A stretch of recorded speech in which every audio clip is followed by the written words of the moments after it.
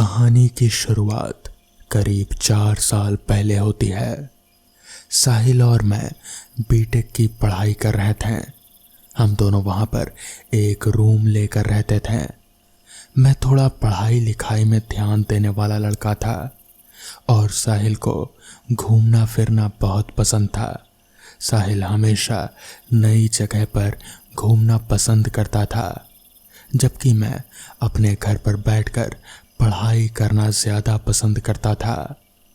एक दिन हम सारे कॉलेज के ग्रुप के फ्रेंड्स बैठकर बातें कर ही रहे थे। तभी हमारे एक दोस्त अनिल ने हमें बताया, अरे तुम जानते हो क्या, अस्पताल के बगल वाले शमशान में क्या हुआ है? साहिल ने हैरान भरे अंदाज में पूछा, नहीं क्या हुआ है बता तो अनिल बोला, अरे वहाँ पर रात को लोग किसी को जलाने के लिए गए थे। उन्होंने बताया कि वहाँ पर उन्होंने किसी साए को देखा और फिर बड़ी अजीब अजीब सी आवाज़ें सुनी। वो लोग एकदम डरे हुए थे और फिर बॉडी को बहुत मुश्किल से ही वो लोग जलाकर तुरंत वहाँ से निकल गए। अनिल ने आगे जारी रखते हुए बताया कि किसी तरीके से कल रात वो और उसके दोस्त भी वहाँ पर गए थे, लेकिन उन्हें वहाँ पर कुछ भी अजीब महसूस नहीं हुआ, जिसकी वजह से वो वापस लौट आए। उसने बताया, हम सब ने वहाँ पर कुछ महसूस तो नहीं किया, मगर आवाज़ें बड़ी अजीब सी आ रहे थे। अब सच कहूँ तो हमें भी थोड़ा डर तो लग ही रहा था, इसलिए हम लोग वहाँ से वापस आ गए। बस फिर क्या था, उसके बाद तो साहिल के दिमाग में बस उसी जगह की बातें घूमने लगी। जब हम लोग अपने रूम पर वापस आए तब साहिल ने मुझसे कहा, चलना आदित्य, आज हम लोग भी उसी शमशान में चलते हैं, देख कर आते हैं कौन सा नया भूत आया है इस शमशान में। और वो ज़ोर से हंस दिया, लेकिन मैं अंदर ही अंदर परेशान हो गया, क्योंकि मैं जानता था कि एक बार साहिल ने अपने हाथ में कोई काम ले लिया तो पूरा किए बिना वो दम नहीं लेगा। मैंने उसको समझाया, भाई देख, वहाँ जाने का क्या फ़ायदा होगा, हमारे एग्ज़ाम भी आने वाले अगले हफ्ते से। तू आराम से यहाँ बैठकर पढ़, मैं तुझे केमिस्ट्री पढ़ा देता हूँ, वैसे भी तेरी केमिस्ट्री वीक है। उसने मुझसे बोला, मुझे मालूम था तो यही सब बहाने बनाएगा। तू इतना फट्टू क्यों है यार, तू मेरा दोस्त होकर भी फट्टू है। उसने और भी 2-4 मुझे ऐसी ही बातें बोली, जिससे कि मेरे आत्मसम्मान में ठेस लग गई। मैंने भी उसको बोल दिया, चल ठीक है, चल दूंगा तेरे साथ, मैं कोई भूत वूत से डरता नहीं हूँ। वो भी ज़ोर से हंसा और बोला, ये हुई ना बात, चल आज रात का खाना मैं तुझे खिलाऊंगा। और हम लोग पास ही में एक ढाबे पर गए। हम हमेशा उसी ढाबे पर जाते थे। वहाँ उसने बताया कि उसको इन सब चीज़ों में विश्वास कैसे हुआ। हालांकि इन सब बातों में मैं विश्वास नहीं करता था, लेकिन ना जाने क्यों एक डर सा मुझे लगा ही रहता था। हालांकि उसने मुझे जो कहानी बताई वो भी काफ़ी डरावनी थी। हम लोग वहाँ करीब शाम के 7 बजे पहुँच ही गए थे। हम जैसे ही अंदर जाने की कोशिश करने लगे, बगल से वॉचमैन आ गया और उसने सीटी बजाते हुए हमें रुकने को बोला। अरे रुको, कहाँ जा रहे हो? तो इस पर साहिल बोला, अरे अंकल कुछ नहीं, वो हम बैट बॉल खेल रहे थे ना, तो हमारी बॉल चली गई, बस वही लेने जा रहे हैं। तो इस पर वॉचमैन बोला, तो तुम्हारे पास बैट कहाँ है और यहाँ पर आसपास कोई ग्राउंड कहाँ है जो तुम बैट बॉल खेल रहे थे? देखो, झूठ मत बोलो और चुपचाप यहाँ से चले जाओ। इस पर साहिल बोला, सर बस हम बॉल लेकर जा रहे हैं, वो गलती से बॉल अंदर चली गई थी, या फिर आप खुद जाकर देख लो ना। जैसे ही साहिल ने ये बात बोली, वॉचमैन को तो जैसे तोते उड़ गए और अब उसके हाव भाव भी बदल गए। उसने हमें डांटते हुए बोला, जाते हो या लगाऊं अभी 2 डंडे। यहां से साहिल भी अब गर्म हो रहा था। मैंने साहिल को शांत किया और उस वॉचमैन से दूर ले गया। साहिल अब जिद पर अड़ गया। उसने बोला, मैं तो जाकर ही रहूंगा, देखता हूं ये वॉचमैन मेरा क्या कर लेगा। मैंने उसको शांत करने के लिए ये बात बोली कि अभी वो वॉचमैन भी थोड़ी ही देर में सोने चला जाएगा, तो क्यों ना हम लोग थोड़ी देर बाद आए या फिर करीब 12 साढ़े 12 बजे के आसपास आए। साहिल को ये प्लान पसंद आया और उसने बोला, ठीक है, हम रात में 12 बजे आएंगे, क्या बोलता है। मैंने अपना सिर हाँ में हिलाया और फिर साहिल वहाँ से आगे की ओर बढ़ गया। मैंने अपने सिर पर हाथ रख लिया और मैंने सोचा, अरे यार, मैंने तो अपने ही पैर पर कुदाली मार ली। एक तो शमशान, ऊपर से रात 12 बजे। मेरी मती मारी गई थी जो मैंने साहिल को यह आइडिया बता दिया। इसी बीच मैं साहिल को कई बार मना रहा था, लेकिन साहिल अपने फैसले पर पूरे तरीके से अड़िग था और आखिरकार वो घड़ी आ ही गई जब हमें शमशान के लिए निकलना था। आमतौर पर जहां हम रहते थे वहां पर 12 बजे भी चहल पहल रहती है, लेकिन आज ना जाने क्यों एक अजीब सा सन्नाटा पसरा हुआ था। साहिल ने अपनी साइकिल उठाई और मैं साइकिल के पीछे बैठा और हम दोनों शमशान के लिए चल दिए। हॉस्पिटल तक तो स्ट्रीट लाइट चल ही रहे थे, लेकिन जहां से शमशान की बाउंड्री स्टार्ट होती थी वो पूरा इलाका पूरा तरीके से एकदम काला था। वहां एक भी लाइट नहीं थी। हालांकि वो एक मेन रोड था, लेकिन इस वक्त भी वहां पर घोर सन्नाटा फैला था। मैंने इस काली रात को देखते हुए साहिल को एक बार फिर चेताया, भाई देख ले, हम इतना बड़ा काम करने जा रहे हैं, तू रेडी तो है।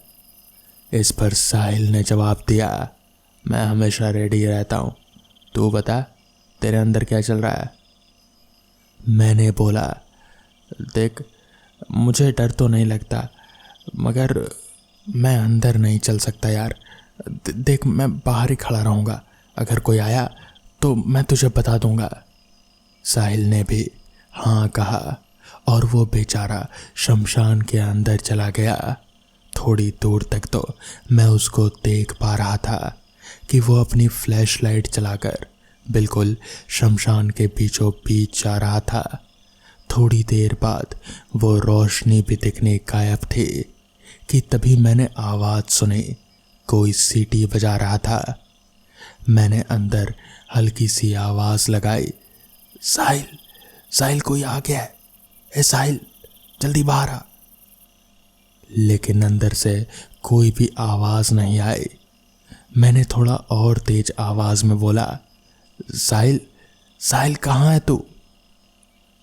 मेरी आवाज़ सुनकर वॉचमैन दौड़कर मेरी तरफ आया। उसने मुझसे बोला, तू यहाँ पर क्या कर रहा है, तुझे बोला था ना यहाँ नहीं आने को, समझ में नहीं आता क्या।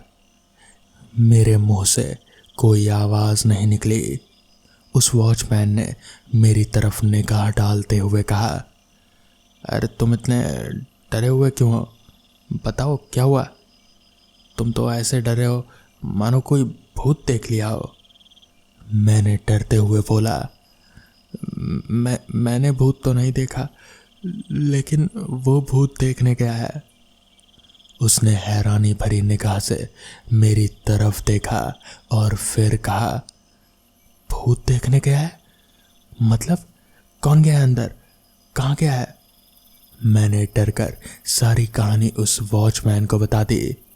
तो इस पर वॉचमैन बोला, अरे यार तुम्हारी मत मारी गई थी क्या, तुम ऐसी जगह पर आते ही क्यों हो, ये कोई पिकनिक मनाने की जगह है क्या, जब देखा यहाँ पर आ गए मुंह उठाकर। तुम लोग बड़े बेवकूफ़ हो यार। कल भी तुम्हारे जैसे ही कुछ लड़के आए थे, मैंने उन्हें देखा और डांट कर भगा दिया। वो लोग तो अंदर जाने की हिम्मत भी नहीं कर रहे थे। वॉचमैन अनिल और उनके दोस्तों की बात कर रहा था। वॉचमैन ने बोला, तेरा दोस्त कहाँ है, उसको आवाज़ लगा। मैंने ज़ोर से आवाज़ लगाई, साहिल, साहिल कहाँ पर है, जल्दी बाहर आ। लेकिन अंदर से कोई भी जवाब नहीं आया। मैं पूरी तरीके से डर गया था। मुझे पता नहीं था कि साहिल के साथ क्या हो गया है। मैंने कई बार साहिल को पुकारा, लेकिन सन्नाटा पूरी तरह से कायम था। वॉचमैन भी मेरे साथ साथ साहिल को आवाज़ लगा रहा था। मैं पूरा पसीने में भीग चुका था। मुझे अपने ऊपर शर्मिंदगी महसूस हो रहे थे कि मैं कैसा दोस्त हूँ। अपने दोस्त को अकेले ही शमशान में छोड़ दिया। मैं दोस्ती के नाम पर कलंक हूँ। मैंने दोस्ती का फर्ज नहीं निभाया। मैं तो डरा हुआ ही था। वॉचमैन की भी सिट्टी पिट्टी गुल थी। हिम्मत करके मैंने वॉचमैन को बोला, अंकल चलो ना, हम चलकर देखते हैं कि क्या हुआ है साहिल के साथ। वॉचमैन ने मेरी तरफ बड़ी हैरान भरी निगाहों से देखा और मुझसे बोला, तुम पागल हो क्या? तुम अंदर जाना चाहते हो? तुम जानते नहीं इस शमशान के बारे में कितनी अफवाहें हैं। यहाँ जो भी रात में गया वो कभी वापस नहीं लौटा। इस पर मैंने कहा, पर अंकल, मेरा दोस्त अंदर है, मैं उसे ऐसे नहीं छोड़ सकता। मैं जा रहा हूँ, बस आप मुझे अपनी टॉर्च दे दीजिए। इस पर वॉचमैन ने मेरी ओर बड़ी हैरान भरी निगाहों से देखा और फिर थोड़ी देर कुछ सोचने के बाद बोला, तुम बच्चे लोग यार बड़े बेवकूफ़ हो। यहाँ आ जाते हो, बताओ ये पिकनिक की जगह है। चलो मैं भी तुम्हारे साथ ही चलता हूँ। जिसके बाद मैं और वॉचमैन हम दोनों शमशान के अंदर दाखिल हुए। शमशान के अंदर पूरा तरीके से अंधेरा पसरा हुआ था। अंधेरे के अलावा और कुछ भी नहीं था। आसपास बड़े ही जंगल झाड़ थे। मुझे कहीं पर भी आसपास साहिल नज़र नहीं आ रहा था। हम लोग आगे बढ़ने लगे। शमशान में बहुत ही अजीब अजीब तरीके की आवाज़ें आ रही थी। कभी कभी तो ऐसा महसूस हो रहा था कि जैसे कोई औरत रो रही हो। मेरा तो पूरा रोम रोम कांप रहा था। वॉचमैन के भी हाथ थर थर कर रहे थे। हम लोग किसी तरह चलते चलते शमशान के बीचों बीच पहुँचे तो वहीं पर मुझे पास ही में एक टॉर्च पड़ी हुई दिखी जो कि जल रहे थे। शायद यही साहिल की टॉर्च थी। हम लोग भागकर उस टॉर्च के पास गए तो पाया कि साहिल वहीं बगल में ही बेहोश पड़ा हुआ है। हम लोगों ने किसी तरह साहिल को उठाया और फिर उसे होश में लाने की कोशिश करने लगे। हम लोग अभी ये सब कर ही रहे थे कि तभी अचानक ही वो जो औरत के रोने की आवाज़ थी वो एकदम से तेज होने लगी और फिर हमें ऐसा महसूस होने लगा कि जैसे पास के झाड़ियों में कोई खड़ा है और वहाँ से घूर घूर कर हमें ही देख रहा है। वॉचमैन ने मेरी तरफ देखा और इशारे में कुछ कहा। मैं समझ गया कि वो मुझे क्या बताना चाह रहा है। हम दोनों ने साहिल को किसी तरह उठाया और फिर भागते भागते हम लोग शमशान से बाहर निकले। बाहर निकलकर वॉचमैन ने अपना पानी का बोतल लाया और साहिल के चेहरे पर मारा तो फिर साहिल होश में आया। होश में आने पर वो पूरी तरीके से डरा हुआ था। उसने जो घटना बताई वो सुनकर मेरे और वॉचमैन हम दोनों की रूह कांप गई। दरअसल उसने बताया कि वो शमशान में सीटी बजाते हुए आराम आराम से जा रहा था और वो मन ही मन भूतों का मजाक उड़ा रहा था कि तभी अचानक ही उसके सामने एक बहुत ही भयानक सी दिखने वाली औरत आ खड़ी हुई। उसका चेहरा पूरा जला हुआ था। आधे चेहरे पर हड्डियां नजर आ रहे थे। साहिल इतना डर गया कि वो वहीं पर गिरकर बेहोश हो गया। उस दिन के बाद से साहिल का घूमने फिरने का शौक छूट गया। तो दोस्तों, ये थी आज की पहली कहानी। तो चलिए बढ़ते हैं आज की दूसरी कहानी की ओर। सोनू को इस नए काम में जुड़े हुए ज़्यादा वक्त नहीं हुआ था। यहीं कोई 2-4 दिन ही बीते होंगे। काम था पहरेदारी का। पहरेदारी किसकी? तो कब्रिस्तान की। कब्रिस्तान, जी हाँ, सही सुना आपने। सोनू अपने मन ही मन में बड़बड़ाता हुआ बाहर कुर्सी पर बैठा था। ये कब्रिस्तान की पहरेदारी का क्या चक्कर है यार? कब्रिस्तान का भी कोई पहरेदारी करता है? यहाँ क्या चुराएगा कोई? कुछ है ही नहीं चुराने को। मुझे क्या, मुझे तो बस पैसों से मतलब है भाई। पैसे मिल गए, मेरा काम हुआ, मैं निकला अपने रास्ते, बाकी तुम लोग अपना समझो। और सोनू ये सब बड़बड़ाते हुए अपनी नज़र इधर उधर घुमाए जा रहा था। उसे ये काम बड़ा बोरिंग भी लगता था, क्योंकि वहाँ आसपास कोई और इंसान दूर दूर तक वहाँ कोई था ही नहीं जिससे सोनू बात तो दूर देख भी सके। वो अकेला बैठा वहाँ ऊब रहा था, मगर कर भी क्या सकते हैं, उसे पैसों की सख्त ज़रूरत जो थी, इसलिए वो ये काम के लिए राज़ी हो गया। सोनू डरपोक नहीं था। वो भूत प्रेत ऐसी बातों पर विश्वास ही नहीं करता था, इसलिए डर का तो कोई सवाल ही पैदा नहीं होता। वो बस ऊब रहा था। अभी सोनू कुर्सी पर बैठा इधर उधर अपनी नज़रें घुमा ही रहा था कि तभी अचानक कब्रिस्तान के अंदर से उसे जैसे एक खटपट की आवाज़ सी आई। वो उठकर खड़ा हो गया और सोचने लगा कि आखिर इस वक्त कब्रिस्तान में कौन होगा। उसे ये कहा गया था कि इस कब्रिस्तान में लाशें चोरी होती हैं। इसलिए सोनू अपने जेब से टॉर्च निकाला और कब्रिस्तान का गेट खोल कब्रिस्तान के अंदर की तरफ जाने लगा। कब्रिस्तान के अंदर पूरा अंधेरा छाया हुआ था।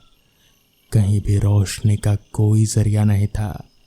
उस रात आसमान पर चांद भी नहीं था, क्योंकि वो अमावस की रात थी। सोनू की छोटी सी बैटरी टॉर्च उसे ज़्यादा कुछ दिखा नहीं पा रहे थे, मगर जितना भी दिख रहा था उससे तो यही समझ में आ रहा था कि कब्रिस्तान के अंदर अभी कोई नहीं है सिवाय सोनू के। सोनू आगे बढ़ ही रहा था कि तभी फिर से उसे वही खटपट की आवाज़ सुनाई दी। वो उस आवाज़ की ओर बढ़ने लगा। जैसे जैसे वो उस आवाज़ की ओर बढ़ रहा था, वैसे वैसे वो आवाज़ और भी तेज होती जा रहे थे। उसे समझ नहीं आ रहा था कि आखिर ये आवाज़ है किस चीज़ की। इतनी रात गए एक क्रिश्चियन कब्रिस्तान में एक अकेला आदमी, ऊपर से एक आवाज़। कोई भी होता तो डर जाता, मगर सोनू वो बहुत ही हिम्मत वाला आदमी था। वो आगे बढ़ता रहा और बस बढ़ता रहा। कब्रिस्तान जितना बड़ा बाहर से दिखता था, अंदर से उससे कई ज़्यादा बड़ा था। कई सारी कब्रें थी वहाँ पर। वो आगे बढ़ता रहा और उस आवाज़ के करीब जाने की कोशिश करता रहा, लेकिन ऐसा लग रहा था जैसे जैसे वो उस आवाज़ के करीब जा रहा है, वैसे वैसे वो आवाज़ उससे और दूर होती जा रही है। मगर सोनू ने भी हार नहीं मानी। वो आगे चलता रहा।